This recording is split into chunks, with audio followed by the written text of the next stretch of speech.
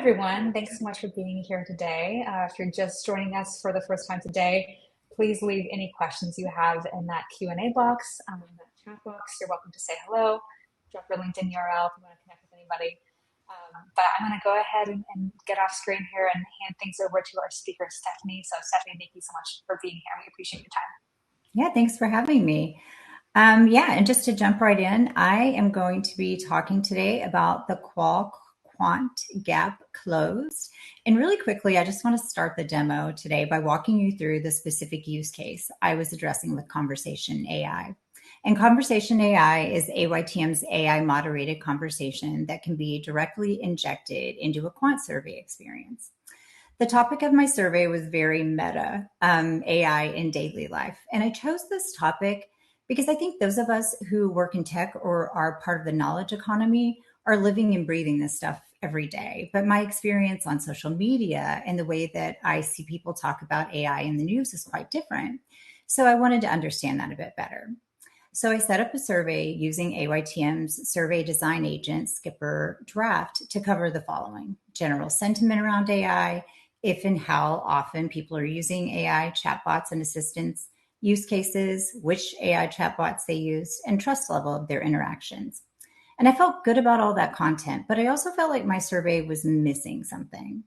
I wanted to understand people's experiences in their own words. I wanted to ask some unstructured questions and be able to probe into conflicting or interesting answers to learn more. And so I injected a conversation AI near the end of the survey. And so now I'll just kind of talk you through this. Here's the survey set up, and I just want to get right to where the conversation is in the survey. The way that we set this up on our platform is you just kind of lay out the overall topic, and then you can provide some subtopics that then the conversation AI agent, Skipper, will expound on. In this case, we talked about last time you used an AI tool outside of work. What were you trying to do and how did it go? Can you think of a specific moment where an AI tool either really impressed you or maybe let you down? How much do you actually trust AI in your personal life? And how does that trust change depending on kind of the topic? And then finally, future looking, what would you like AI to be able to do for you? I want to call attention to some of the settings that we have around our conversation AI. The first is the number of responses to collect. You can see it says collect up to, and in this case, I put 150 and that was out of 600. Generally, the way that we set it up like this is because we know that this is a quant platform and that the people who are coming into the survey are generally expecting a quantitative experience. There are many who are happy to jump into this conversation. It's very engaging. They are compensated additionally for doing it. But we also know we're catching people sometimes in a waiting room or commuting on a train, right? And so we always want to give people a way to opt out if they're in a position where it's not convenient for them to do this, because the last thing we want is poor data quality simply because somebody didn't have the bandwidth, the time to be able to participate in this way. Another option that you have to play around with is the level of depth. Skipper can really do a number of things. You can have no follow-up questions, or it really sticks to the main subtopics and doesn't do any additional probing. We can ask it to get some clarification, pursue more details, and then to discuss each topic in depth. Those are not very quantified answers, you may notice, and there's a reason for that. It's because, Skipper's only half the conversation. The respondent brings the other half. And so how many back and forths happen is dependent not only on Skipper's probing, but also on how much that person is bringing to the conversation. Another input that you have control over is whether the respondent is providing their feedback or their part of the conversation via text or via audio. And you can do either or both. I usually do both because I want the respondent to be able to respond in the way that is most natural for them. And then finally, we have a style option. This has 3 options underneath it: adaptive, engaging, and formal. I'm going to kind of focus on the bottom 2 today. Formal is an option that we use when it is really important to you to have a very apples to apples conversation across all of the respondents in your response set. Engaging is an option where it is going to kind of follow the respondent's lead and really be this kind of highly engaging, high energy kind of moderator who's really like, having a widely varied conversation and really going where the respondent leads. And that is the style that I chose for this particular survey. I want to very briefly show you the respondent experience. It tends to work a little bit slower in preview mode versus when it's actually live. And so I won't spend too much time here. But you can see that it starts out, here's the topic up top, but Skipper immediately will start typing and say, hey there, I'm Skipper, your AI chat assistant. We're very open about the fact that this is an AI moderated conversation. And it acknowledges, we're diving into this pretty meta conversation, chatting about how AI pops up in your daily life. No pressure, no right or wrong answers, just a chill chat about all things AI and how it's part of your world. And then it goes right into the questions. So like it asked me the last time I used it. Well, I used it to plan a trip to Spain. So like I said, this is where it gets a little bit slower in preview mode. But the beauty of this mode is it's really fun to set up a conversation and you might think to yourself, is this going to work as a conversation? And it's so easy to test because the test experience, besides the little bit of lag, is exactly like the experiences for the respondent. So I'm going to jump out of this because I want to spend more time in the experience of working with the results that you get from this exercise. But just wanted to point out that it's very easy to test the experience on platform. Okay. And so this is that same survey. I ran the survey and the results are in. You're always going to have this original as fielded results page that has all of your quant data and a view of the qualitative question, pardon my scrolling, that starts like this. So at this point, I'm going to skip down to a more tailored results report that I made specifically for this demo. I'm going to ask you, if you will, to ignore all of the heavy writing through here. This part is a function of me hitting this button called Explore with Skipper. That is generally one of the last steps that I personally will take, but it takes a couple minutes to load because it is synthesizing all of the information from all of the transcripts. And so I wanted to have it up and ready, but I want to show you starting down right here in this, well, let me get you to quote tiles. This is how the interface will look when you first come into your conversation question in the results page. And I want to orient you to how you can start to look at your data and explore it. Here you can see, remember I had 4 probing questions. So you can start with an entire conversation overview. You can ask it about subtopic 1, subtopic 2, or subtopic 3 and 4. Sorry, there were 4. You can have quote tiles. What's nice about the quote tiles is honestly for pulling quotes. So like we might want to say, hey, remember that trust question? I would love to pull some quotes about privacy. Can you pull those up for me? I don't think it did that. Hold on. And now it'll pull some privacy related quotes. You could do that with any keywords that you were interested in. So that can be a quick way to orient yourself to some of the things that people are saying. You can also, for every question and at the overview level, get a sentiment analysis view. It's interesting to contrast. Let me show you. Like A1, which is that was that question about the last time you used an AI tool. What were you trying to do and how did it go? And you can see that the sentiment here, largely positive. People are having good experiences. But you can contrast that with that third question that was like, how much do you really trust AI, right? And you can see here that the sentiment is quite different, right? It's largely neutral, negative and positive are relatively equal. So that's a good way to kind of orient yourself at the sentiment level. Really quickly, before I show you some coding, I would like to point out that if you want to go to the transcripts themselves, which is also a nice place to start to really orient yourself to the data, or to check any of the work that Skipper is doing. This is a view where you can go in and see literally every transcript from beginning to end. You can see how the questions that Skipper asked are different and tailored and personalized to each person's responses. And you can see in the bolder print what the respondent said in response to each question. So this is just like that full transcript view. Just want to make sure that, everyone understands that you do have access to that as well. But now I'm going to skip or flip back over to that quant view.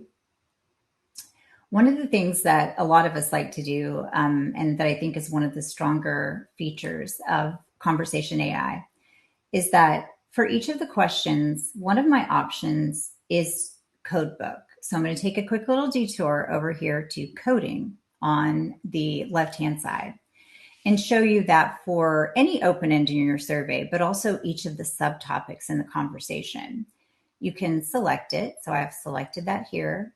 And you have the option to auto code. And then there are a couple of other options. Like if you have a code book that you use, and I'll use the example of like, if you were doing a tracker study where you were studying, or one of your questions was unaided brand awareness, you probably have a code book that you want to use that's the same every time. You can upload that here and use like an existing code book.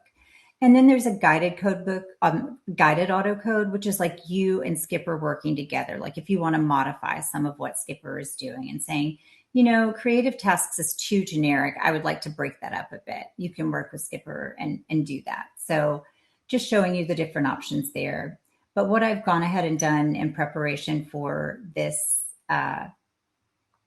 demo is to, for each of the 4 sub questions in my conversation, I've created that auto code book for each of those. So you can blow them out here and see how they look. But importantly, the other thing that you can do is say, show me the code book as a chart for that question. And what this really does, and I think is such a powerful thing, is this takes then completely unstructured data and turns it into quantified structured data, just like the rest of your quantitative survey. So really pulls it into that survey format, even though what was underlying this was a conversation. So really powerful use case there. And again, you can do that for each of the questions. I've made all those code books, so it's, able to pull those up for each one. Let's look at A3 real quick. And then I'll go in finally and show you that Skipper Explore, which I think is such a wonderful companion feature. So after you've done all that, or simultaneously, maybe you want to start here, however you like to work when you're working with qualitative data. Right up here at the top, there's this button, Explore with Data, Explore with Skipper. And what that is going to do is it's going to process every single transcript. It doesn't work like the coding side. It's processing every single transcript and then pulling up high-level themes for the overall conversation, themes by question, so A1, A2, A3, and A4. And then something that I think is really cool, it leverages feedback from across all sections of the conversation to pull together a set of emergent themes that it really considers the key themes that came out of this conversation holistically. And you can see in this case, there's a big theme around privacy concerns and boundaries. There's one around the need to double check and have human validation. There's an emergent theme around creative and educational assistance as ways of using AI. Everyday task automation, again, a way to use AI in daily life. Trust and expectation management came up. AI as a non-judgmental sounding board was a theme. And then finally, accessibility and independence. And so I think at the end of the day, what I really want to call out here is just there are so many ways to really work with this data. You can get directly into the transcripts. You can code up your data to be essentially quantitative data out of a qualitative conversation. And then you can use Explore with Skipper to really create this, hey, let me show you the themes that I'm seeing arise from out of these conversations. And that also creates a nice, checkpoint for you in terms of comparing what are the actual quantified themes that we're seeing arise compared to this summary and kind of like implications view that Skipper is creating for you in this more verbally written way. So yeah, that's it. Do we have any questions? Amazing. Thank you so much, Stephanie. I Yeah. appreciate that. You covered a lot of ground in not a lot of time, so well done to you. We do have just a couple more minutes for questions, so I encourage you to keep leaving those in the chat box. Also, if you joined a little late today, this whole session will be available on demand as soon as we wrap up, so you can catch the beginning if you missed that. But I'll jump in to a couple of the questions that I'm seeing, and I'll answer any others that I see pop up in the chat box here. Where do you see conversational AI fitting in the researcher's toolkit? You think it's replacing focus groups or something else entirely? Yeah, generally speaking, I do not see it replacing focus groups. I don't see it replacing, I definitely not focus groups, IDIs. I mean, I think there may be occasions where this is an alternative for that. But primarily, what I see it as a highly valuable tool for is really being able to expand what you can do in an otherwise quantitative environment, right? Like being able to really, like I said at the beginning, there were questions that I knew I wanted to ask, but I didn't feel like I was capturing everything. And a lot of times with quant, I think, if you don't have all the answer options ready, your options are an open end, right? But an open end doesn't give you the ability to flexibly probe and have that conversation that can keep going and can pivot and change and explore. And so I really think of it as this complement to quantitative research to make it even more powerful. Amazing. Thank you for answering that. Yeah. And then the next question I'm seeing here, what in your opinion is the ideal survey design? Do you put the conversational module at the beginning, middle, or end, or does it matter? That's a good question. I'm going to give you the least satisfying answer, everyone's favorite, which is that it's super dependent. I think that like in this case, it was good at the end because this was a very short contained survey. But I think if you have a longer survey, it is really important to think about the fact that a conversation is just inherently more effortful than answering a single choice question or a multi-select question. And so I think you have to be mindful of that.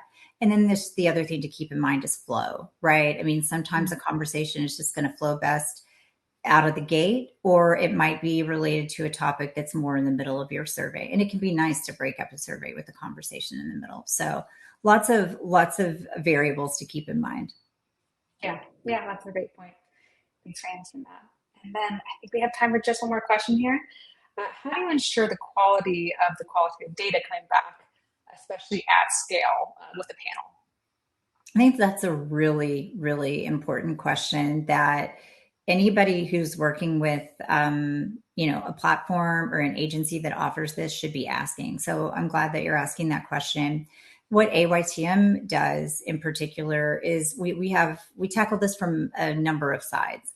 One of the things that we do is make sure that we're incentivizing people properly for engaging in a conversation, right? Like I said earlier, it is more effortful. And I think that you have to compensate people fairly for doing something more effortful. Another thing that we do is because our panel was built originally as a quantitative panel, is identifying people within that panel, creating a subpanel of people who say they enjoy, and then prove over time that they can articulate in a way that is useful in a qualitative exercise. And so by building that subpanel, when we have these conversation type questions, we can make sure that we're feeding the right kind of respondent into that experience. And then I think there's just all the data quality checks that come on the back end of any survey that apply to open ends. And we have a really robust, data centrifuge is what we call it, but it's our data cleaning engine. And we have a number of vectors within that algorithm that are specifically around like free-form content provided by the respondent. So making sure there's no, responses that look like they were generated by AI, making sure that there's not the same response over and over, making sure that we don't have the same response across respondents. So just all of that detection that we should be expecting from all of our providers, frankly. Yeah, yeah, amazing. Wonderful. Well, I appreciate you taking some time to answer these questions. We are at the end of our time here, but thanks everyone so much for joining today's session. And thank you so much, Stephanie, for your time and walking us through your demo. So Thank we you, will Kara. see you all next month and have a lovely rest of your week. Bye, Stephanie. Thanks. Bye.